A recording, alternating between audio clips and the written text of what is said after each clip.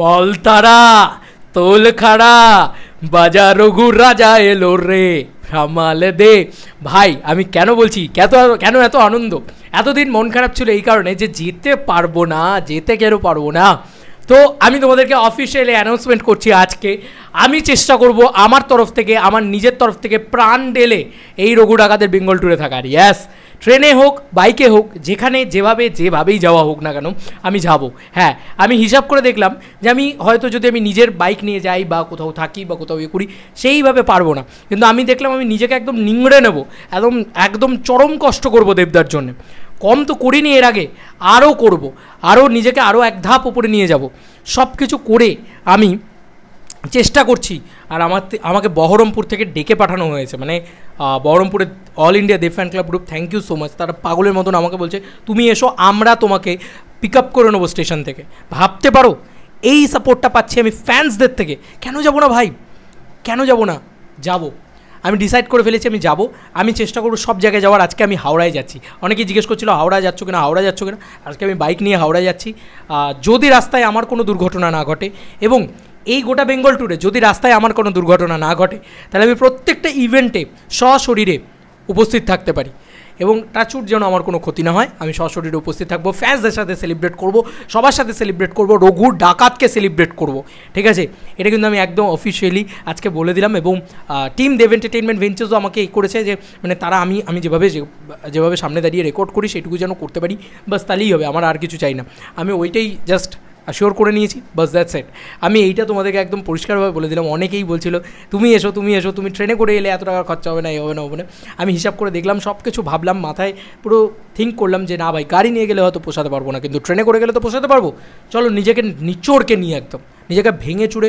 আমি general টিকিটেও journey করেছি এর আগে, শুধুমাত্র দেবদার জন্যই করেছি। নিজের বাস্তব জীবনে কোনো কারণে করিনি, কিন্তু দেবদার জন্য করেছি, সব করেছি দেবদার জন্য। এটুকু করতে পারবো না ভাই। এই মানুষের জন্য আমি এই মানুষটাকে থাকতে চাই, এই মানুষের সঙ্গে, এবং ওই সেলিব্রেশনটাই আমি থাকতে চাই, পরিষ্কার কথা। তো চলো আমি থাকবো, আর যতটা পারবো আমি থাকবো। পুরুলিয়া হোক, দুর্গাপুর হোক, বহরমপুর হোক, যতটা হোক আমি থাকবো, ট্রেনে করেই থাকবো, প্রাণ ঢেলে করবো যতটা পারবো। ওই যে বললাম, রাস্তায় যদি খুব বিপদ না হয়, যদি কোনো কারণে আমি আটকে না যাই, আমি ডেফিনেটলি থাকবো প্রত্যেকটা জায়গায় চেষ্টা করবো থাকার। অন্তত চেষ্টাটা আমার 200% থাকবে। মনটা খারাপ হয়ে গেছিলো মাঝে, যাই হোক এই কারণেই মনটা খারাপ হয়ে গেছিলো।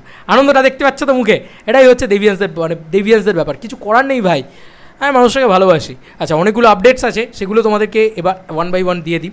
প্রথম আপডেট হচ্ছে, আমাকে একটা করে পাঠাচ্ছে আর কি হাসান। একটা হচ্ছে এই আপডেটটা দেখো, এবং এইখানে দেবদা গেছিলেন যে ডুয়ার্সের আশেপাশের চত্বরে দেবদা গিয়েছিলেন, সেখানকার মানুষজনেরা দেবদাকে নিয়ে যে কতটা এক্সাইটেড, মানে ডুয়ার্স ওটা, হ্যাঁ ওখানে কিন্তু মূলত মানে এই যে আজকে কি হলো, কার সাথে মাছ ধরলো? দেবদার সাথে মাছ ধরলাম। মাছ ধরলে কি বললো দেবদা? বললো যে আমাকে একটু শিখাই দিবা। আমি বললাম হ্যাঁ শিখাই দিব, কেন মাছ ধরা শিখালে? উনি জাল ফেললো, মাছ পেয়েছে কিছু? কি মাছ এগুলো? জয়া মাছ। ওখানকার মানুষজনেরা দেবদার সাথে মাছ ধরলাম বলে কি সুন্দরভাবে এ করছে, শিখাই দিবা বলছে, খুব ভালো একটা বিষয়।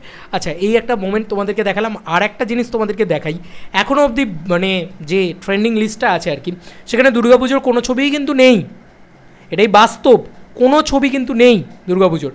সেখানে কিন্তু একমাত্র রঘু ডাকাত রয়েছে, ধূমকেতু রয়েছে এখনও। ভাই ধূমকেতু এখনও হলে চলছে ভাই, ধূমকেতু দাপিয়ে ব্যবসা করছে। অনেকে বলছে তুমি 25 কোটি টাকাটা নিয়ে কথা বলো, আমি জানি 25 কোটি টাকা অবধি কোথায় সার্কুলেট হয়েছে, 23 কোটি টাকা অবধি তো হয়েছে বোধহয়, সেটা আমি এখন এই ভিডিওর ভিতরে বলে দিলাম, ঠিক আছে। আমি জানোই দেবদাকে নিয়ে একদম র্যান্ডাম নিউজ তৈরি করি, যেখানে সব নিউজ একসাথে করে বলে দিই। এই ভিডিওর ভিতরে বলে দিলাম যে 23 কোটি টাকা প্লাস ধূমকেতুর কালেকশন হয়ে গেছে অলরেডি, হয়তো ওটা 26 কোটি টাকা ছাড়িয়ে যাবে, কারণ খাদানের যে 26 কোটি টাকা রেকর্ড আছে।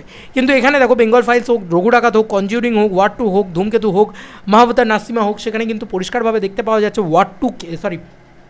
রঘু ডাকাত কিন্তু ট্রেন্ডিংয়ে রয়েছে বুকমাই শোতে। এটা একটা অবাক বিষয়, আর কোনো সিনেমাই কিন্তু সেই ট্রেন্ডিং লিস্টটাতে নেই। মানে রঘু ডাকাত নিয়ে সবথেকে বেশি কিন্তু সার্চ হচ্ছে, এবং ধূমকেতু নিয়ে দেখো, ধূমকেতু আর রঘু ডাকাত কিন্তু ট্রেন্ডিংয়ে রয়েছে। মানে এটা দারুণ বিষয়, এবং অলরেডি 12,700 ইন্টারেস্টেড হয়ে গেছে।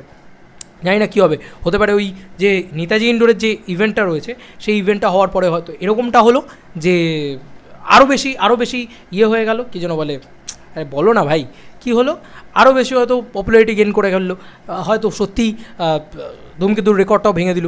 বুক মাই শো ইন্টারেস্টেডের কথা বলছি। এবার তোমাদের কার কি মতামত এন্টায়ার ভিডিওটাকে নিয়ে জানিও কমেন্ট সেকশানে। আমি খুশি তো তোমরাও খুশি, আমি জানি আমার ভিডিও যারা দেখছো তারা আমার মানে আমি যদি দুঃখে থাকি, মন খারাপ থাকে, তোমাদেরও মন খারাপ থাকে, আমি ডেফিনেটলি জানি। অনেকেই এই জন্য কমেন্ট সেকশনে বস তোমার এনার্জিটাকে মিস করছি, বস আমাকে আর মিস করবে না। আমি যাচ্ছি আজকে হাওড়ায় যারা আসছে দেখা হচ্ছে বন্ধু, খুব আনন্দ করবো। Bye bye.